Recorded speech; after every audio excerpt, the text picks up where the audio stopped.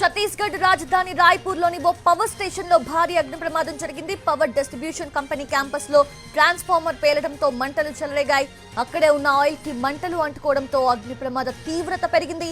మంటలు వేగంగా విస్తరించాయి. దీంతో అలర్ట్ అయిన పవర్ డిస్ట్రిబ్యూషన్ కంపెనీ సిబ్బంది ఫైర్ టెండర్స్ కు సమాచారం ఇచ్చారు. అగ్నిమాపక సిబ్బంది మంటలను అదుపులోకి తెచ్చే ప్రయత్నం చేస్తున్నారు.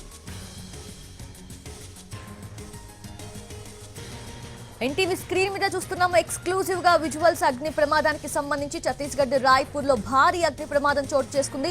విపరీతమైన వేడి కారణంగానే షార్ట్ సర్క్యూట్ వల్ల ఈ ప్రమాదం జరిగింది అని భావిస్తున్నారు. అగ్ని ప్రమాద తీవ్రత ఎంతగా ఉందంటే 5 కిలోమీటర్ల మేర పొగ వ్యాపించింది. నివాస ప్రాంతంలోనే ఉన్న ఈ పవర్ డిస్ట్రిబ్యూషన్ కంపెనీలో భారీ ఎత్తున చమురు నిల్వలున్నాయి.